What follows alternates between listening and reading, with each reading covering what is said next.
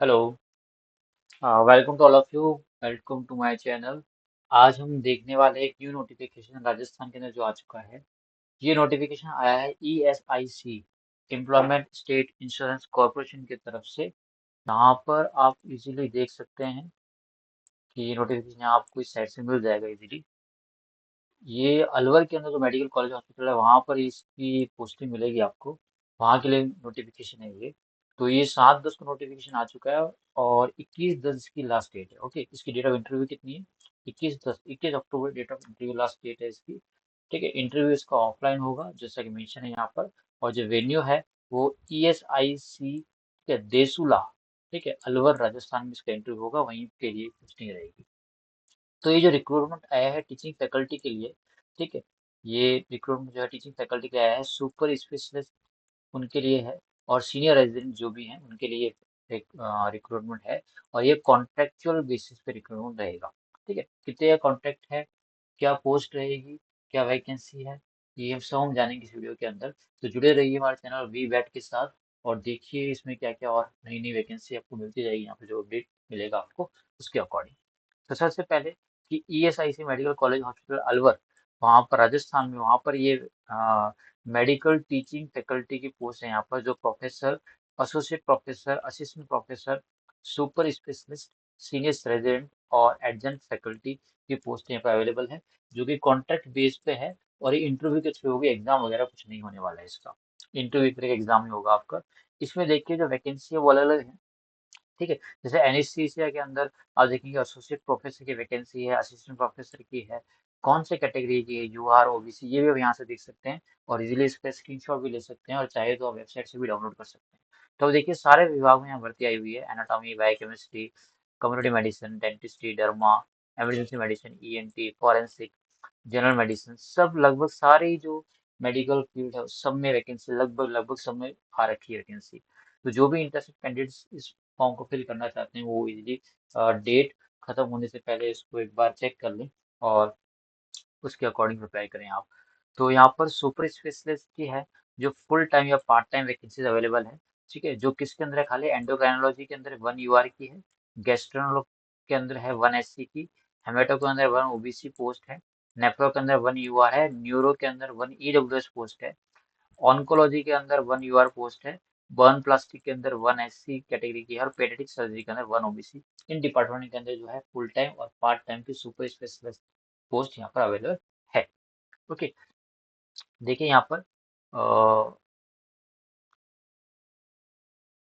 अगर यहाँ पर एक इम्पोर्टेंट चीज और भी यहाँ पर है, जो आप देखेंगे 44 डेज के अंदर अगर वो सुटेबल कैंडिडेट्स नहीं मिलता है इनको, ठीक है, जो रिजर्व कैटेगरी के अंदर, तो ये जनरल कैटेगरी के पर्सन को यहाँ पर एलिजिबल कर देंगे उन पोस्ट के लिए जो रिजर्व कैटेगरी के अपॉइंटेड हैं।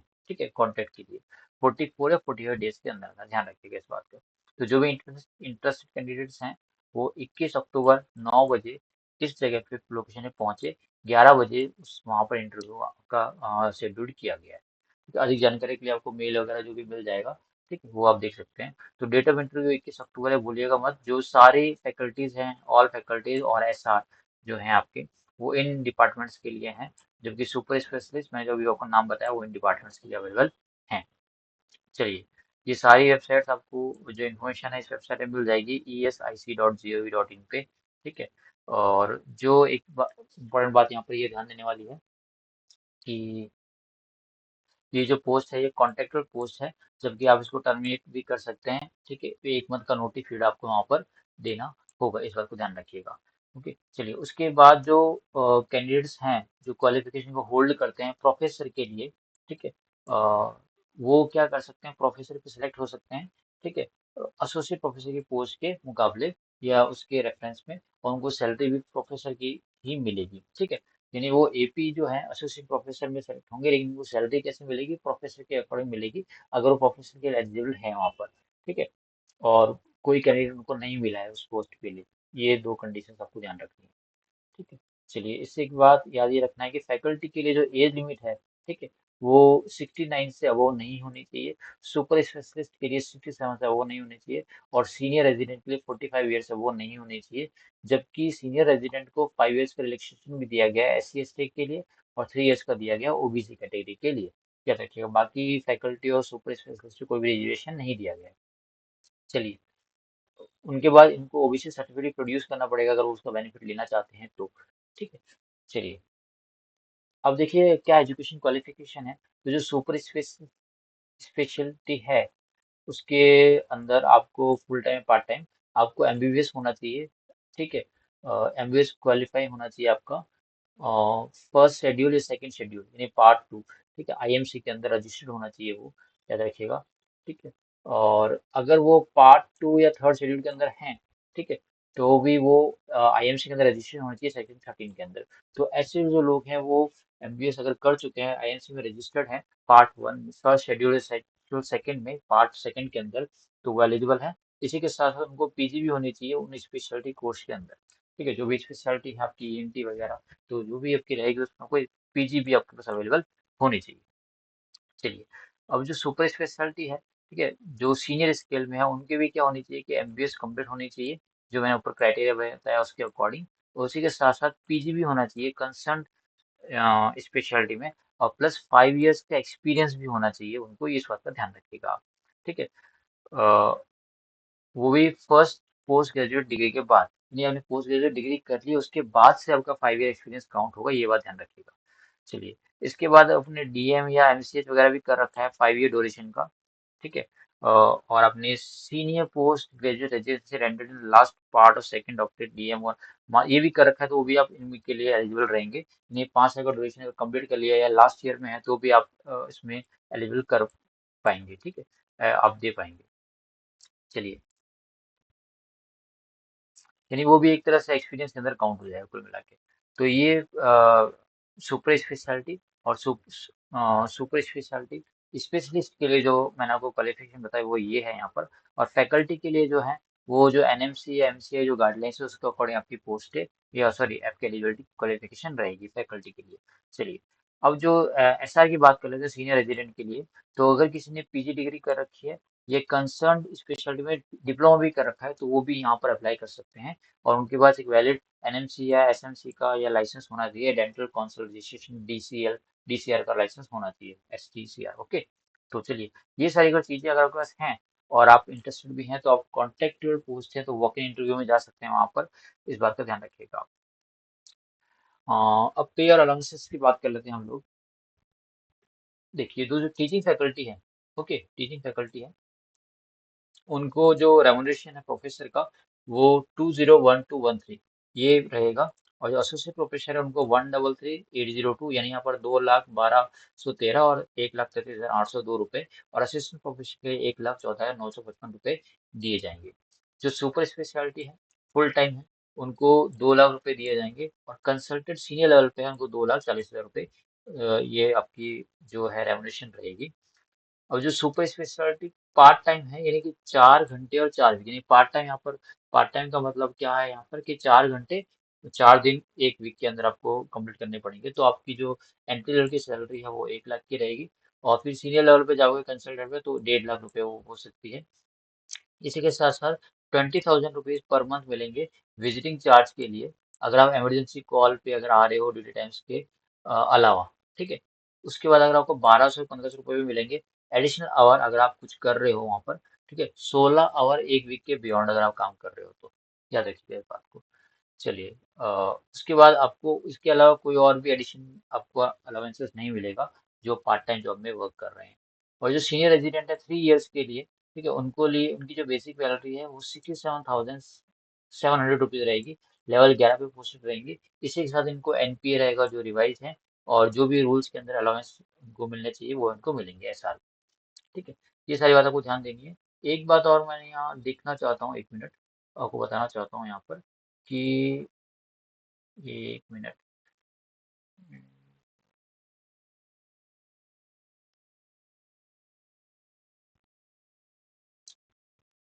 ओके, ठीक है। तो ये जो सीनियर एजेंट है वो 3 इयर्स के लिए यहाँ पर लिए जाएंगे आई गेस, यहाँ पर जो लिखा हुआ है। ठीक है।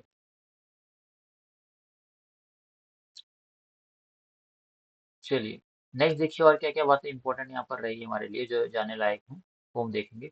ये नोटिफिकेशन अवेलेबल, आप इजीली गो थ्रू कर सकते हैं वहाँ पर, जो भी अगर इंटरेस्टेड हैं देखने के लिए इसको लिए।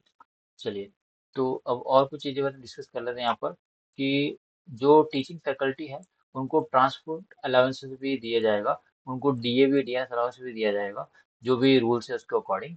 उनके अलावा उनको कोई भी अदर अलाउंसेस पेड नहीं किए जाएंगे अगर कुछ हो रहा है तो। जो रिटायर्ड गवर्नमेंट ऑफिसर्स हैं उनको भी जो है जो रूल्स के अकॉर्डिंग जो भी पे करना जाना चाहिए वो मिलेगा। और उनकी जो प्रीवियस एम्प्लॉयमेंट अगर वो है, पेंशन वगैरह ले रहे हैं, तो वो उसमें से डिडक्ट नहीं की जाएगी, यानी उसके अलावा आपको पेमेंट वगैरह मिलेगी। और उसके अलावा आपको जो ये इम्पोर्टेंट चीज़ है कि अगर आप यहाँ ज्वाइन करते हैं तो फिर आपको प्राइवेट प्रैक्टिस करने के लिए अलाउ नहीं किया जाएगा, जिस टेन्योर के ड्यूरिंग आप वहाँ पर वर्क करेंगे। उसके साथ साथ अगर आप स्पेशलिटी के अंदर एनाटॉमी डिपार्टमेंट या बायोकेमिस्ट्री, माइक्रोबायोलॉजी, फार्मा, फिजियो से हैं, नॉन मेडिकल कैंडिडेट्स हैं, ठीक है, तो उसके अंदर जो सीट्स हैं आपकी, ठीक है, वो ऑलरेडी फिल हो चुकी है स्पेशलिटी। तो यहाँ पर ये इंपॉर्टेंट नोट यहाँ पर और दिया गया है, तो उनको यहाँ पर अप्लाई करने की जरूरत नहीं है जो इस विभाग से, इस डिपार्टमेंट से बिलोंग करते हैं, ध्यान रखिएगा। हाँ, ये मैं ढूंढ रहा था कि टर्म ऑफ कॉन्ट्रैक्ट क्या रहेगा। जो कॉन्ट्रैक्ट फैकल्टी रहेगी वो 1 ईयर की रहेगी ज्वाइनिंग, ठीक है, वो इनिशियली 1 ईयर की रहेगी, और उसके बाद ये डेट आप इंक्रीज भी कर सकते हैं या पहले खत्म भी कर सकते हैं, ये यहाँ पर ध्यान देना है आपको।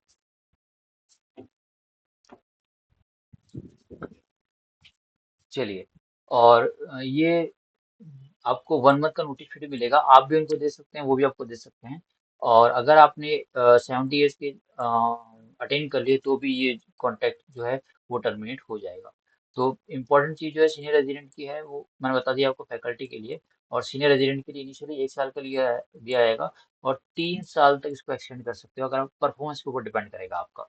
चलिए, अ, और ये मैंने आपको बताया कि 1 मंथ नोटिस पीरियड में आप उसको डिसएग्रीमेंट भी कर सकते हैं, डिसकंटिन्यू कर सकते हैं।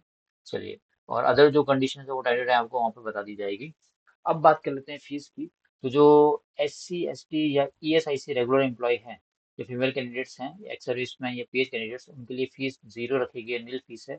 और बाकी जो कैटेगरीज हैं उनके लिए 225 रुपीज़ फीस को रखा गया है, यानी EWS को भी इसके अंदर 225 रुपीज़ पे करने पड़ेंगे। चलिए, और जनरल कैटेगरीज के लिए जो रहेंगे रहेंगे वो तो हम देखते ही हैं हमेशा।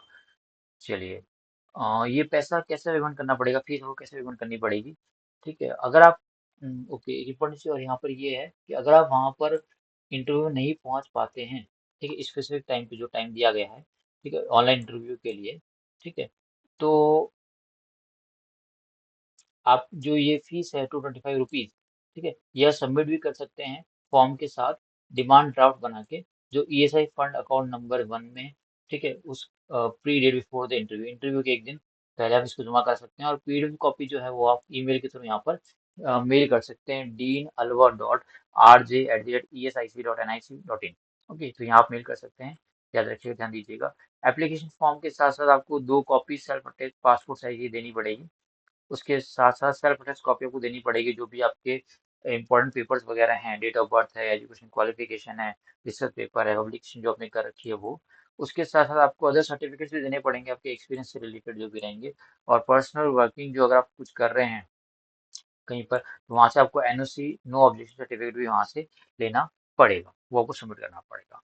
चलिए, तो ये बात होगी सारी। अब बात करते हैं सिलेक्शन प्रोसीजर की। तो जैसे कि मैंने पहले बताया था कि सिलेक्शन जो है वो इंटरव्यू के माध्यम से किया जाएगा, ठीक है। Selection will made on the basis performance of candidate in interview, interview जो परफॉर्मेंस रहेगी आपकी उसके बेस पे आपका सिलेक्शन वहाँ पर होगा। और सिलेक्शन के बाद आपको इमीडिएटली क्या करना पड़ेगा, will have to join immediately, आपको इमीडिएटली वहाँ पर ज्वाइन करना पड़ेगा, रिजल्ट आपको इस साइट पे ही मिल जाएगा।